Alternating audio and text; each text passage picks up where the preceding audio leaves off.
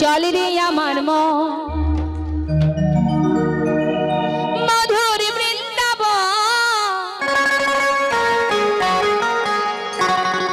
যমুনার ধারে ধারে।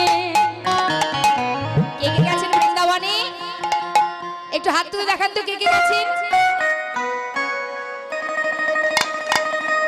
খুব সুন্দর, এটাই তো বৃন্দাবন। হ্যাঁ, আজ কিন্তু এটা অন্য কোনো জায়গা ভাববেন না, এটা মধুময় বৃন্দাবন। চল রে আমার মন মধু